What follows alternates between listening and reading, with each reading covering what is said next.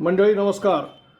मंडळी, महायुतीमध्ये बिघाडा होण्याची किंवा बिब्बा घालण्याची प्रक्रिया सुरू झालेली आहे आणि ती देखील या महानगरपालिकांच्या रणसंग्रामाच्या निमित्तानं सुरुवात झाली आहे पुण्यापासून. आणि पहिल्यांदाच भाजपा विरुद्ध राष्ट्रवादी काँग्रेस अजित पवार गट किंवा राष्ट्रवादीचे दोन्ही गट म्हणजे अजित पवार आणि शरद पवार हे एकमेकांच्या विरोधामध्ये थेट लढताना दिसत आहेत आपल्याला.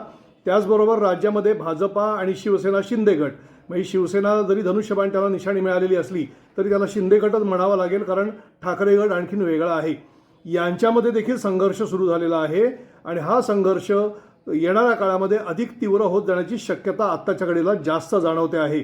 त्याचं कारण असं आहे की अजित पवारांनी सुरुवात केली पुण्यापासून आणि पुण्यामधील महानगरपालिकेच्या कारभारामध्ये प्रचंड प्रमाणामध्ये भ्रष्टाचार झाला आहे आणि त्यामुळे इथे बदल घडवून आणण्याकरता आम्हाला निवडून द्या म्हणजे राष्ट्रवादीच्या दोन्ही गटांना निवडून द्या म्हणजे तुतारी आणि घड्याळ या दोन्ही चिन्हांना निवडून द्या असं आवाहन अजित पवार करतायत.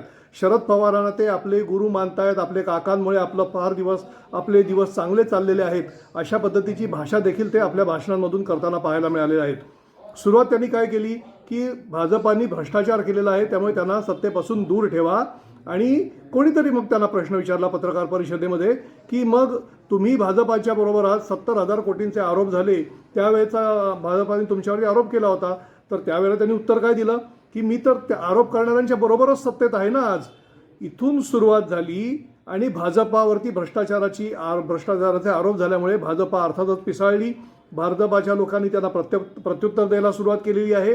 मग सावरकरांचा विषय समोर आला, मग भ्रष्टाचाराचा विषय समोर आला, मग 70,000 कोटींच्या भ्रष्टाचाराचा विषय समोर आला.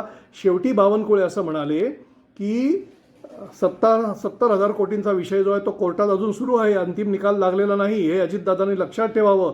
आम्ही जर मागे गेलो, मागची पानं उलटली तर अजितदादांना भारी पडेल.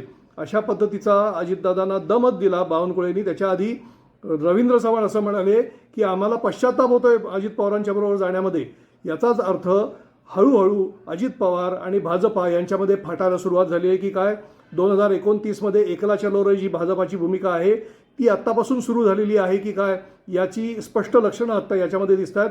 दुसरीकडे अंबरनाथ नगर परिषदेमध्ये भाजपाने काँग्रेसला बरोबर घेत शिंदेंच्या शिवसेनेला बाजूला ठेवलेलं आहे आणि तिथे सत्ता मिळवण्याचा प्रयत्न केला आहे. तर नगराध्यक्ष त्यांचा निवडून आला, मात्र त्यांच्याकडे बहुमत नव्हतं आणि त्यामुळे अंबरनाथमध्ये काँग्रेसला बरोबर घेतलं, अजित पवारांना बरोबर घेतलं आणि शिवसेना शिंदे गटाला बाजूला ठेवलेलं आहे. यामुळेच भाजपाने एकंदरीतच महायुतीमध्ये किंवा सगळ्या तिन्ही पक्षांनी मिळून महायुतीमध्ये बिब्बा घालायचं काम सुरू झालेलं आहे.